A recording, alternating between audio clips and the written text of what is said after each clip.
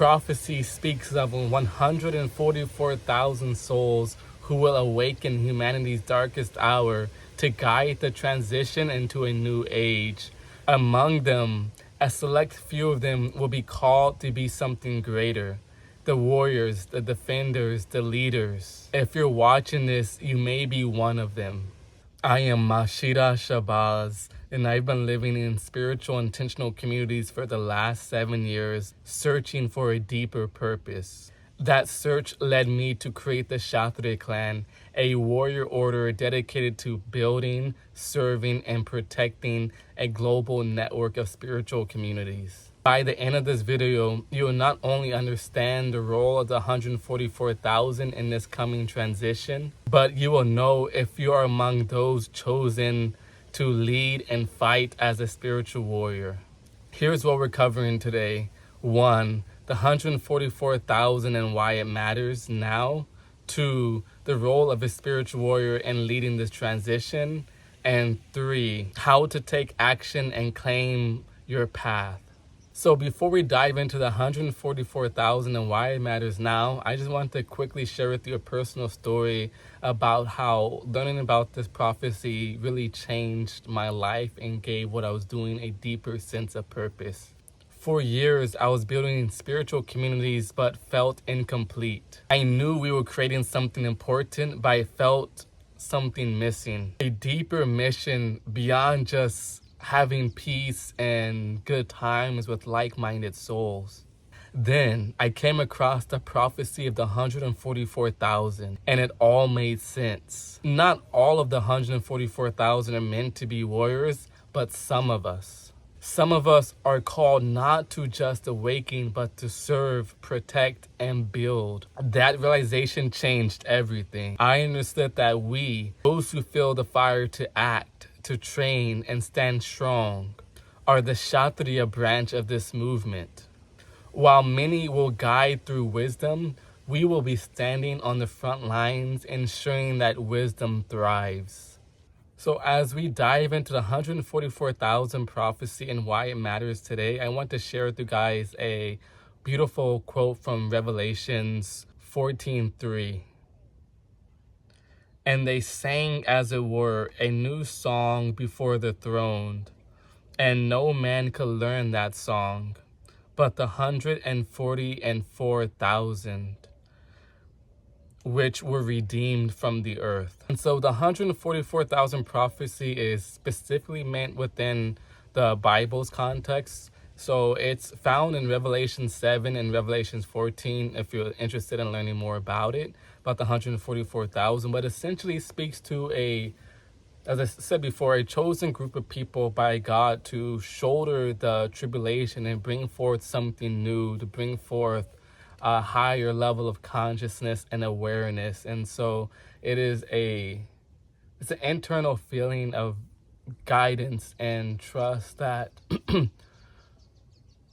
you're here to bring a new world. You're here to bring real change and a true shift in global consciousness through living a godly life yourself. And not only is the 144,000 this chosen people mentioned in the Bible, but it's also mentioned in other indigenous prophecies, specifically the Hopi prophecy.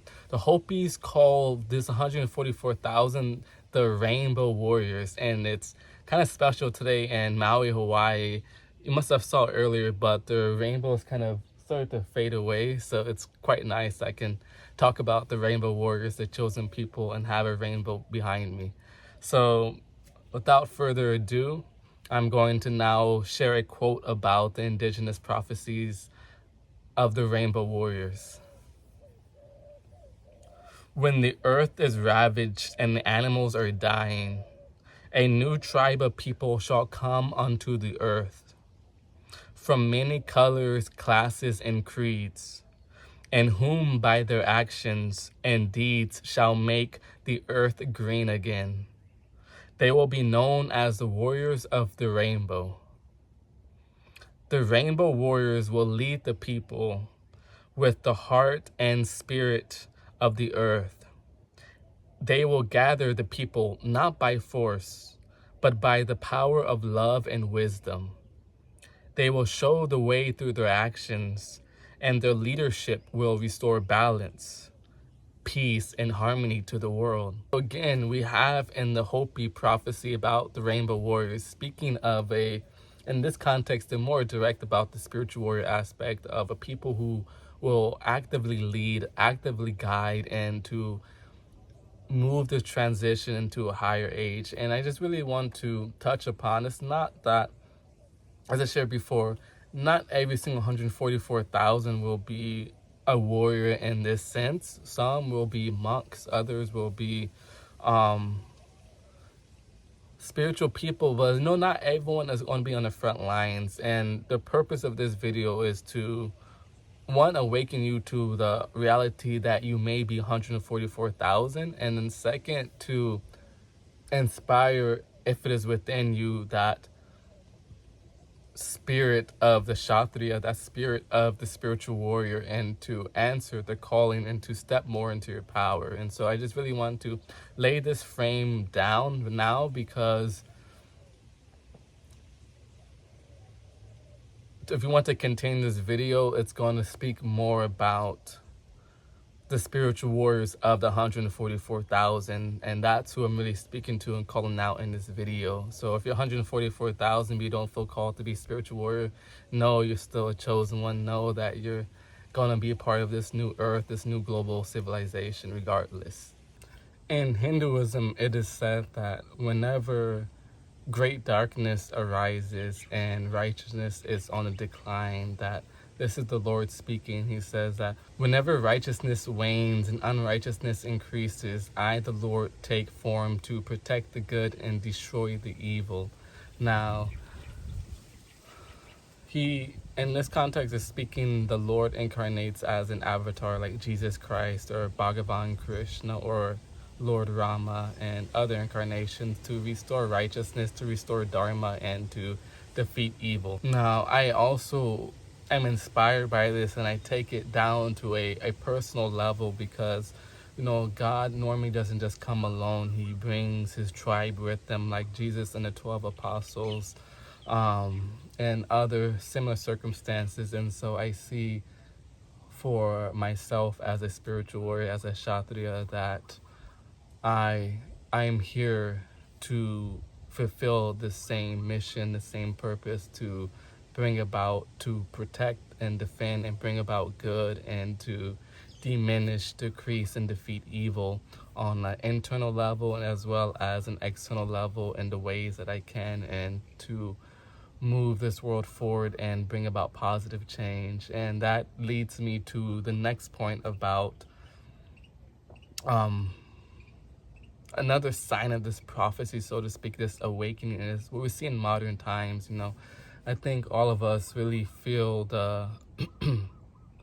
really feel no trust in the current modern system of society. We know that it's like a castle built in the sand. It looks very good. We have all these niceties, but there is no substance. There is no foundation to it. And with just a little push, the whole thing will collapse. And I think a lot of people, that's why a lot of people are going off grid. That's a lot of people doing this communities things, myself included, when I started, because I saw no hope in the system, and I wanted to be a part of the change, to create a different future, a different opportunity that will bring about true change, will bring about something more tangible, something more real in terms of a system where we have our own food, we have our own everything. And so this push by the agenda, the system today, is really awakening within us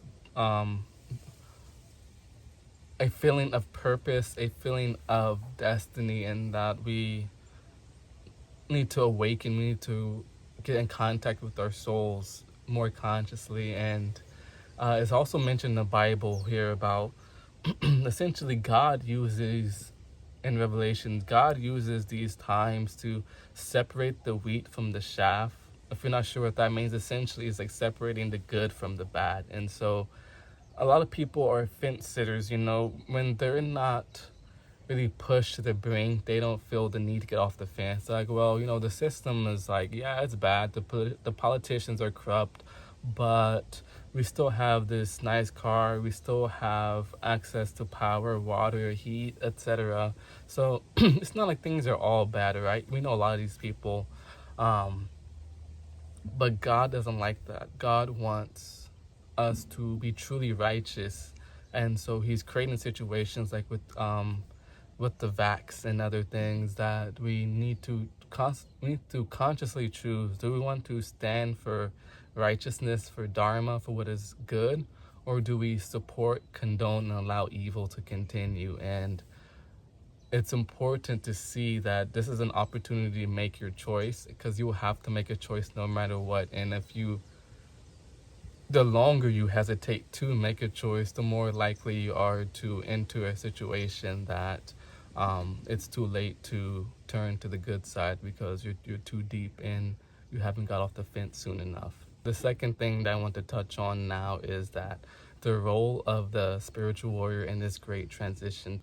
The spiritual warriors among the 144,000 are not just monks or sages. We are the protectors, the builders, and the defenders of this new world that we're building. This is a truth I had to learn firsthand. So I want to share with you guys another quick story, because this really drove it home for me in my experience that, I am a spiritual warrior of the 144,000. Had no doubts in my mind after this time. And so many years ago, about 5 years ago, I spent 2 years living with monks, seeking enlightenment, seeking deeper spiritual practices, meditation, and really developing a sadhana, which is called a spiritual discipline in Sanskrit. In this time, I meditated, I fasted, I prayed, disciplined my mind, but something always felt incomplete in this process. The fire inside me was not meant to be tamed, but to be forged.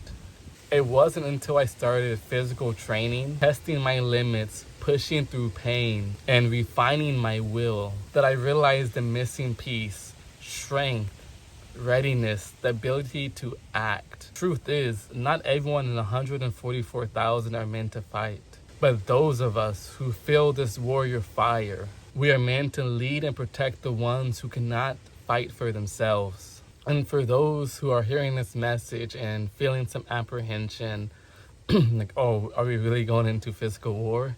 To understand that this is more so spiritual warfare. There is a degree of physical training and readiness also involved. The other thing that we can try to avoid is that being a spiritual warrior just means only the inward process. No, there is an outward component. There is an outward martial component to it. And just for another video as well, but no, that is the space of the Kshatriya class and the Vedic civilization, that we need to be ready to face our inner battles, but also to be ready for any outward circumstance or battle or situation that may come in this time of transition, as we protect and uplift the welfare of the righteous. From what I've discovered and learned about prophecies, there is definitely a degree of wars happening and crime and other evils being enacted during this tribulation, during this great transition. And so that's why it's important to be ready, able, and willing to defend not just ourselves, but our peoples, our families, our loved ones, the righteous. And this is the message to you, is to step into that and to recognize that this is really kind of what the calling is meaning, not just purely, I'm facing my inner battle, so I'm a spiritual warrior. Like, yes, on an inner level, we're all that way 100%, but the Kshatriya Dharma, the Kshatriya duty, the duty of the spiritual warrior is also an outward component. Absolutely. And to emphasize this, and I want to share from, this is Krishna speaking to Arjuna in the Bhagavad Gita. So the Bhagavad Gita, if you don't know, is one of the Indian classics detailing the story of Krishna, an avatar of God, teaching his disciple Arjuna who is a fierce warrior, very strong, very powerful, very spiritually advanced, and they're out on a battlefield sitting in a chariot, and this is all happening before the war starts, and Arjuna is in a space of fear, in a space of I don't want to fight, because the people he's going against are his family, who are evil, who are greedy, who are power hungry, and have taken the rightful space of the throne for Arjuna's older brother. And so this is there's a lot more detail in the Mahabharata about how this all happens, but that's just the gist of the situation to give you context. And so as Arjuna's in this despondency, this despair about the situation, Krishna is counseling him and awakening him to fight the duty, to fight the righteous battle, and to live up to his calling as a spiritual warrior. So here is Krishna's words. Arjuna, you are a Kshatriya, and it is your duty to fight.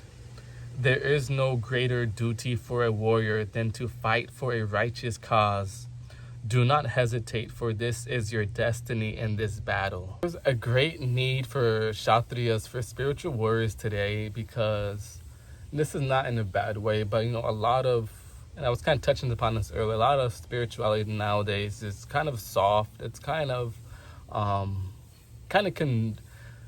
necessarily, it doesn't necessarily condone evil, but it doesn't teach that we should resist evil. It doesn't really teach that we should abhor evil and to bring forth more righteousness. It speaks more softly. It's like, well, let them keep doing what they're doing. And again, on one side, absolutely, but to allow evil to continue is to support evil. And that's something that I really think is important to recognize. And again, that doesn't mean every single one is going out to fight in the righteous battle, because that is for a select group of people who feel called to that sort of lifestyle, that sort of duty.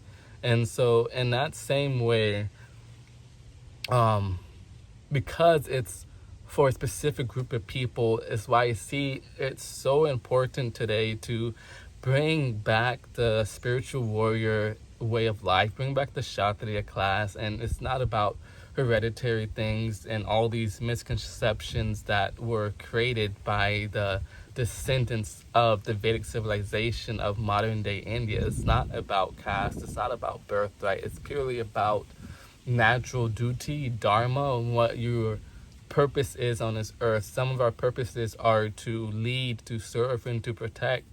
And that way, others is to renounce and become a monk, become a sage. Others it's to promote businesses, those that help other people, because business is about serving one another and giving and utilizing exchange of resources to benefit the greatest, the whole. And some people are just are more simple in their minds and want to focus more so on just the day-to-day reality, and that's fine. Where God created these 4 different classes based on natural duties we feel called to, because God created this because think about the human body. If every part of the body did the exact same job, how would it function? It wouldn't function at all, right? It's because each part of the body, each organ has its own separate natural duty, is why it works. And so in the same way, civilization should be modeled after the human body, and that's what the Vedic class, and I like the word class versus caste, because it's not a birthright, it's a calling, it's a choice, a direction, a profession in your life. And the other thing I just want to touch upon is why Kshatriya is so important, is because the powers that be have really demonized the masculine energy, and this was intentionally done to depower ourselves, to weaken us so they can have more control over us, because they started creating this whole thing about toxic masculinity, which is true in some places, 100%. I don't disagree with that.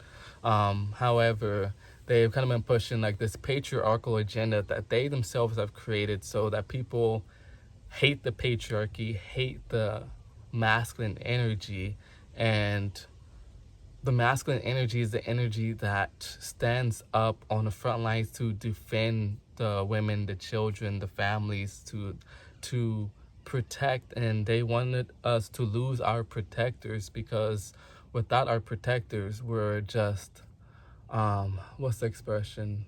We're just fish in a barrel that can be easily taken down. And so part of this Kshatriya revival is to raise up masculinity to its proper place and to see it as a virtue. And this isn't just about men only, because women can be and have been in history great soldiers too, great warriors. And so, but it's more so about speaking to the energy, because whether you're man or woman, you have both masculine and feminine energy inside of you. It's beyond sexes. It's energy. It's duality. It's yin and yang. And so the masculine energy has been very demonized. And in this Kshatriya revival, we're also teaching how to properly balance the masculine energy and how to see its intensity in a good way. Its intensity, how it can support, how it can hold and be the foundation for life, for civilization, and allow the feminine to create and to grow and feel safe to create, to support, to nurture and grow. So that's why I feel the Kshatriya Dharma, the spiritual warrior duty, is so important in this time. Number 3, are you one of the 144,000? And how to step into your warrior calling. Like I said before, not everyone in the 144,000 are meant to be warriors, but just a select few of them. Those who feel it in their soul, this calling. And I've seen what happens when these warriors don't answer their soul calling and just let it go. I want to share a story back when I just started on the path. This is before I began living in spiritual communities and went to go be with monks and everything. This was back in high school days, and I was just finishing in my senior year of high school, and I was like, wow, I wanted to be a spiritual warrior. Didn't know what it fully meant yet, but I was like, this is kind of my calling. This is what really amps me up and lights up my life. So when I first started on this path, I had friends who also felt the same warrior calling, but they didn't really act on it. They enjoyed it, right? We connected, but for them it wasn't that serious. It was like, the idea is cool to be really deep in our spirituality and our faith, and as well as to fight the spiritual warfare and to bring about good and protect people and lead them to a greater reality, a new world. And I saw is like they talked about all the beauty of it, but the action wasn't there. And I thought, I tried my best to encourage them to take it deeper, to really answer that soul calling. And again, they continuously didn't take it to that level. And over time, many let life take the course for them, let life guide them. They allow doubt and comfort to weaken them.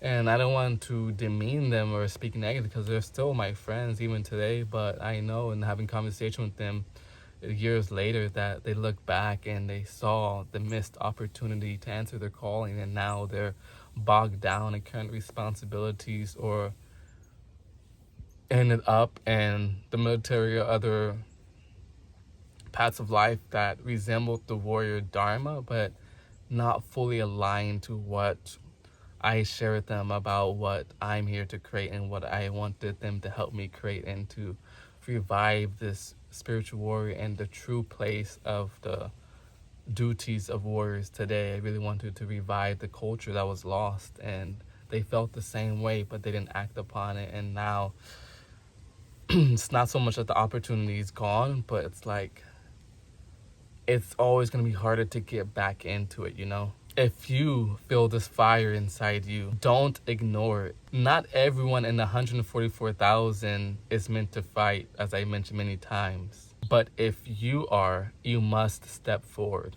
One way to know if this is your calling is that, if you feel a deep sense of purpose and you feel a strong rejection to the modern society, you don't like how the world is today, and you really thrive off of discipline, off of fellowship, off of brotherhood, then this is probably the space for you, because you probably want to be around others who are raising up your vibration, who are disciplined, who are focused, who are driven, and who are not just talking about bringing change and positive things to the world, but who are doing it.